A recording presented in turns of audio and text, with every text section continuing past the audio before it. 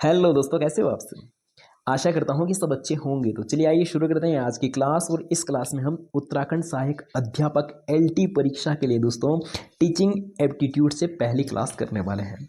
शिक्षण अभिवृत्ति से दोस्तों ये हमारी पहली क्लास रहने वाली है। तो दोस्तों क्लास को शुरू करने से पहले हम एलटी के लिए जो दोस्तों एग्जाम पैटर्न रहता है, एग्जाम पैटर्न को थोड़ा सा समझ लेते हैं। तो दोस्तों अगर हम बात करते हैं एलटी का जो दोस्तों पेपर होता है वो 100 नंबर का होता है। और इन 100 नंबरों को दोस्तों 3 अलग अलग भागों में डिवाइड किया गया है। अगर हम दोस्तों बात करते हैं पहले भाग की, तो दोस्तों 30 नंबर का टीचिंग एप्टीट्यूड से पूछा जाता है और 28 नंबर का दोस्तों इंटरमीडिएट से पूछा जाता है और 42 नंबर का दोस्तों ग्रेजुएशन से पूछा जाता है। तो दोस्तों ये एलटी के लिए एग्जाम पैटर्न रहता है। और ये जो दोस्तों हमारी क्लास रहने वाली है ये टीचिंग एप्टीट्यूड के ऊपर रहने वाली है, जिससे दोस्तों एलटी परीक्षा में 30 नंबर का पूछा जाता है। तो दोस्तों ये क्लासें आप सभी के लिए बहुत महत्वपूर्ण रहने वाली है अगर आप एलटी परीक्षा के लिए तैयारी कर रहे हैं, क्योंकि टीचिंग एप्टीट्यूड का जो दोस्तों सिलेबस है वो ऑल सब्जेक्ट के लिए कॉमन रहता है। तो चलिए शुरू करते हैं दोस्तों क्लास को आज के पहले टॉपिक के साथ।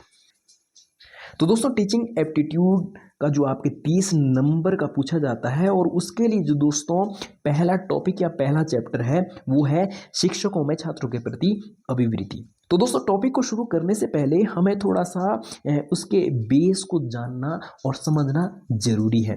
जैसे दोस्तों मनोविज्ञान किसे कहते हैं और शिक्षा मनोविज्ञान किसे कहते हैं, अभिक्षमता किसे कहते हैं, अभिरुचि किसे कहते हैं, शिक्षण शास्त्र किसे कहते हैं और अभिवृत्ति या एप्टीट्यूड किसे कहते हैं, ये सारी चीज़ें हमें जानना जरूरी है। उसके बाद ही दोस्तों हमारा जो टॉपिक या अगली क्लास रहने वाली है वो शिक्षकों में छात्रों के प्रति अभिवृत्ति के ऊपर ही रहने वाली है। तो चलिए शुरू करते हैं दोस्तों आज के लिए पहला टॉपिक मनोविज्ञान।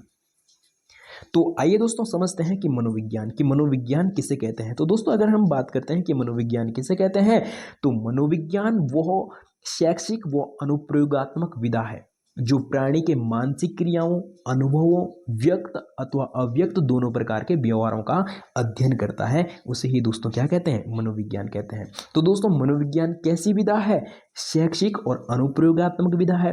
और इसके अंतर्गत दोस्तों हम क्या करते हैं, प्राणी के मानसिक क्रियाओं और अनुभवों, व्यक्त अथवा अव्यक्त दोनों प्रकार के व्यवहारों का क्रमबद्ध अध्ययन करते हैं। तो दोस्तों उसे ही हम क्या कहते हैं, मनोविज्ञान कहते हैं। ठीक है, तो चलिए बढ़ते हैं दोस्तों अगले टॉपिक की ओर।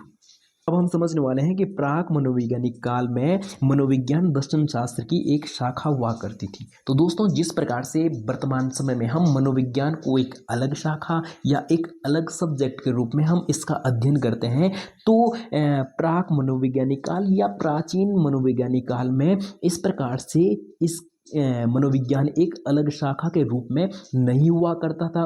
इसका अध्ययन हम किसके अंतर्गत करते थे दोस्तों, दर्शन शास्त्र के अंतर्गत हम क्या करते थे, मनोविज्ञान का अध्ययन करते थे। तो दोस्तों यहाँ पर प्रश्न पूछा जाता है कि प्राक या प्राचीन मनोवैज्ञानिक काल में मनोविज्ञान का अध्ययन हम किस शाखा के अंतर्गत करते थे या किसके अंतर्गत करते थे।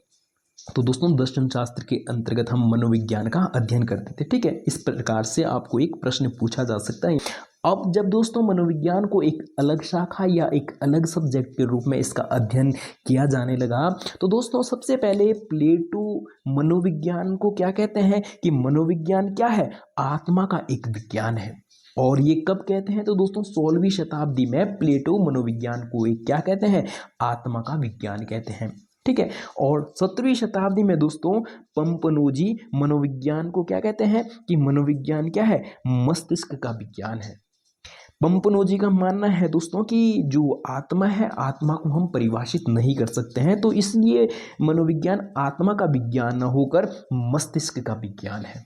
और उसके बाद दोस्तों 19वीं शताब्दी में विलियम वुंड और विलियम जेम्स, इनका मानना है कि मनोविज्ञान ना तो आत्मा का विज्ञान है और ना मस्तिष्क का विज्ञान है, मनोविज्ञान किसका, चेतना का विज्ञान है। और उसके बाद दोस्तों 19वीं शताब्दी के बाद जेबी वाटसन और स्पेंसर और वुडवर्थ, इनका मानना है कि मनोविज्ञान ना आत्मा का विज्ञान है, ना मस्तिष्क का विज्ञान है, ना चेतना का विज्ञान है, मनोविज्ञान किसका, व्यवहार का विज्ञान है। ठीक है। और ये कब और वर्तमान में भी दोस्तों अगर हम बात करते हैं कि वर्तमान में अगर बात करते हैं कि मनोविज्ञान किसका विज्ञान है, तो दोस्तों मनोविज्ञान व्यवहार का विज्ञान है। और इस पर दोस्तों एक प्रश्न भी पूछा जाता है कि मनोविज्ञान को व्यवहार का विज्ञान किसने कहा, या मनोविज्ञान को जो व्यवहार का विज्ञान कहा जाता है इसके जनक किसे कहा जाता है, तो दोस्तों किसे कहा जाता है, दोस्तों जेबी वाटसन को कहा जाता है। ठीक है, तो चलिए बढ़ते हैं दोस्तों आगे की ओर। तो दोस्तों जब हम मनोविज्ञान को एक अलग शाखा या एक अलग सब्जेक्ट के रूप में इसका अध्ययन करने लगे, तो दोस्तों इसके लिए जो प्रथम प्रयोगशाला स्थापित की गई वो कब की गई, इस पर प्रश्न पूछा जाता है। तो दोस्तों अगर हम बात करते हैं कि मनोविज्ञान की जो प्रथम पाठशाला स्थापित की गई वो कब की गई, 1879 में की गई। और कहाँ की गई, जर्मन के लिप्जिंग में की गई। जर्मन के जो लिप्जिंग है, लिप्जिंग विश्वविद्यालय में की गई।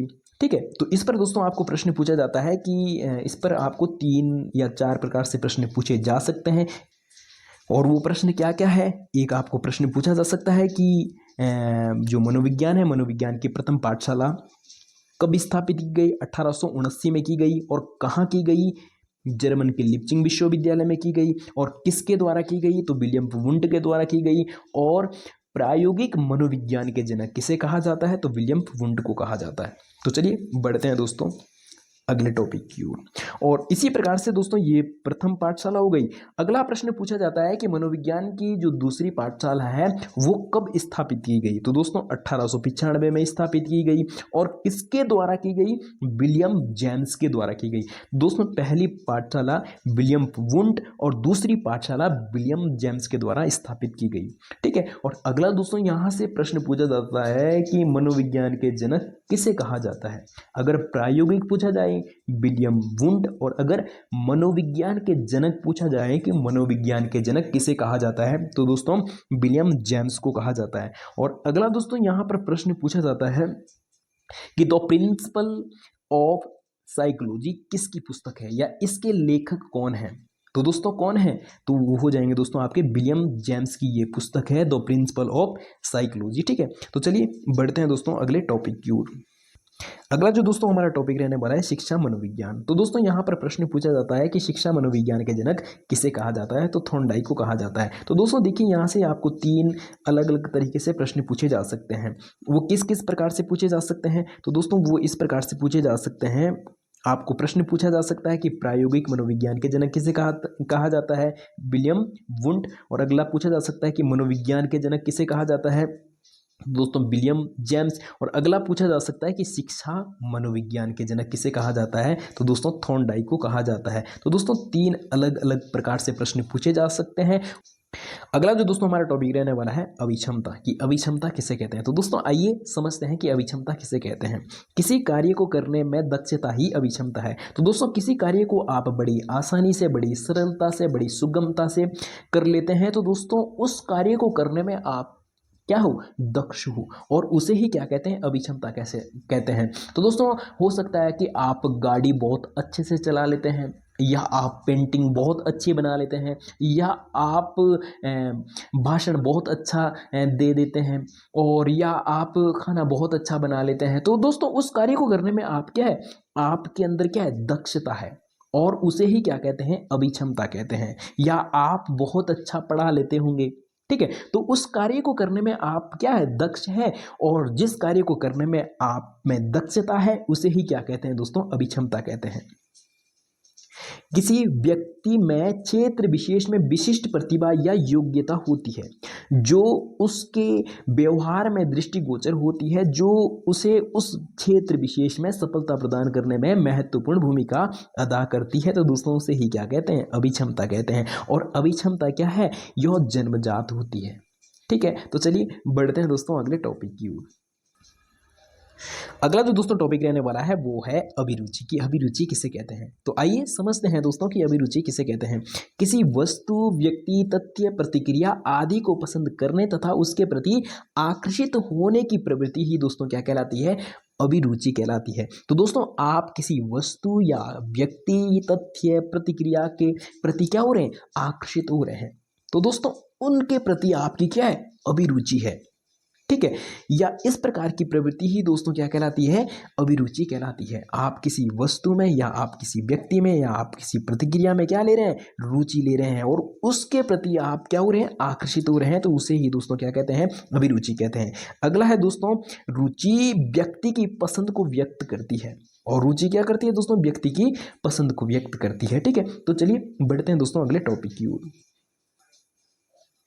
अगला जो दोस्तों टॉपिक रहने वाला है वो है शिक्षण शास्त्र की शिक्षण शास्त्र किसे कहते हैं। तो आइए समझते हैं दोस्तों शिक्षण शास्त्र किसे कहते हैं। तो शिक्षण कार्य की प्रक्रिया का विधिवत अध्ययन शिक्षा शास्त्र या शिक्षण शास्त्र कहलाता है। तो दोस्तों जब हम क्या करते हैं, शिक्षण कार्य की प्रक्रिया का विधिवत अध्ययन करते हैं, तो दोस्तों शिक्षा शास्त्र या शिक्षण शास्त्र कहलाता है। और इसके अंतर्गत दोस्तों अध्यापन की शैलियों व नीतियों का अध्ययन किया जाता है। किसके अंतर्गत, शिक्षण शास्त्र के अंतर्गत किया जाता है। तो चलिए बढ़ते हैं दोस्तों अगले टॉपिक की ओर। अगला जो दोस्तों टॉपिक रहने वाला है वो है अभिवृत्ति या एप्टीट्यूड किसे कहते हैं। ठीक है, तो दोस्तों अगर हम बात करते हैं कि अभिवृत्ति या एप्टीट्यूड किसे कहते हैं, किसी व्यक्ति या वस्तु के प्रति पसंद या नापसंद करने वाला दृष्टिकोण अभिवृत्ति कहलाता है। तो दोस्तों अभिवृत्ति किसे कहते हैं, किसी व्यक्ति या वस्तु के प्रति पसंद या नापसंद करने वाला जो दृष्टिकोण है उसे ही दोस्तों क्या कहते हैं, एप्टीट्यूड कहते हैं। और अगला बिंदु है दोस्तों, अभिवृत्ति की ज्ञान की सहायता से व्यक्ति के व्यवहार का पूर्व आंकलन व विश्लेषण करना संभव है। और अगला बिंदु है दोस्तों, अभिवृत्ति अपने मनोभावों तथा विश्वासों को इंगित करती है। इससे ज्ञात होता है कि व्यक्ति क्या सोच रहा है या उसका पूर्व विश्वास क्या है। बढ़ते हैं दोस्तों अगले बिंदु की ओर। अगला जो दोस्तों बिंदु है वो है अभिवृत्ति के निर्माण में व्यक्ति के व्यवहार के प्रत्यक्षात्मक, संवेगात्मक, प्रेरणात्मक तथा क्रियात्मक पक्ष निहित होते हैं। तो दोस्तों अभिवृत्ति में प्रत्यक्षात्मक, संवेगात्मक और प्रेरणात्मक और क्रियात्मक ये चारों के चारों पक्ष क्या होते हैं, निहित होते हैं और यह जन्मजात नहीं होती है। तो दोस्तों एप्टीट्यूड या अभिवृत्ति जन्मजात नहीं होती है। ठीक है, और समय समय पर परिवर्तन हो जाता है। तो दोस्तों जो एप्टीट्यूड है या अभिवृत्ति है वो समय समय पर परिवर्तन हो जाती है, लेकिन इतने जल्दी ये क्या नहीं होती है, परिवर्तित नहीं होती है या बदलती नहीं है। अगला जो दोस्तों बिंदु है वो है अभिवृत्ति व्यक्तिगत होती है। तो दोस्तों अभिवृत्ति क्या होती है, व्यक्तिगत होती है और एक ही घटना के लिए अलग अलग व्यक्तियों की अभिवृत्ति में अंतर होता है। ठीक है दोस्तों, अभिवृत्ति क्या है, व्यक्तिगत होती है और एक ही घटना के लिए जो दोस्तों अलग अलग लोगों की अभिवृत्ति क्या हो सकती है, अलग अलग हो सकती है। अगला बिंदु है दोस्तों, अभिवृत्ति संस्कृति पर निर्भर करती है। तो दोस्तों अभिवृत्ति किस पर, संस्कृति पर निर्भर करती है। और अगला है अभिवृत्ति व्यक्ति के व्यवहार पर आधारित होती है। अगला जो दोस्तों बिंदु है वो है अभिवृत्ति धनात्मक व ऋणात्मक हो सकती है। दोस्तों यहाँ से आपको प्रश्न पूछा जा सकता है कि धनात्मक अभिवृत्ति कौन सी होती है और ऋणात्मक अभिवृत्ति कौन सी होती है। तो आइए समझते हैं दोस्तों कि धनात्मक और ऋणात्मक अभिवृत्ति कौन कौन सी होती है और अभिवृत्ति कितने, दो प्रकार की होती है, धनात्मक और ऋणात्मक। सबसे पहले समझ लेते हैं दोस्तों कि धनात्मक अभिवृत्ति कौन सी होती है। विश्वास, प्रेम, कर्तव्य, उत्तरदायित्व, निरंतरता, असफलता के कारणों को जानने की कोशिश करना। तो दोस्तों ये किस प्रकार की अभिवृत्ति हो जाएगी, धनात्मक अभिवृत्ति हो जाएगी कि आप विश्वास, प्रेम, कर्तव्य और उत्तरदायित्व और निरंतरता और असफलता के कारणों का दोस्तों असफलता के कारणों को जानने की कोशिश करते हैं। तो दोस्तों ये धनात्मक अभिवृत्ति हो जाएगी। और अगर दोस्तों हम बात करते हैं नकारात्मक अभिवृत्ति, तो दोस्तों अविश्वास, नफरत और उत्तरदायित्व में कमी, तो दोस्तों ये क्या हो जाएगी, नकारात्मक अभिवृत्ति हो जाएगी। तो दोस्तों ये थी आज की क्लास, और अगर आपको क्लास अच्छी लगी हो तो वीडियो को लाइक, चैनल को सब्सक्राइब और साथ में इस क्लास को अपने उन सभी साथियों तक शेयर करना है जिनका भी इस बार LT का पेपर होगा। और साथ में दोस्तों आपको एक कमेंट करके ज़रूर बताना है कि आपको ये क्लास कैसी लगी। और अगर दोस्तों आपको इस क्लास की PDF चाहिए तो उसके लिए दोस्तों आपको हमारा सारथी कोचिंग सेंटर का टेलीग्राम चैनल को ज्वाइन करना होगा, वहाँ पर आपको इस क्लास की PDF मिल जाएगी। तो चलिए आज के लिए इतना ही। वीडियो में पूरा बने रहने के लिए बहुत बहुत धन्यवाद, और इस प्रकार की और वीडियो देखने के लिए हमारे सारथी कोचिंग सेंटर को सब्सक्राइब, वीडियो को लाइक और क्लास को ज़्यादा से ज़्यादा शेयर करें।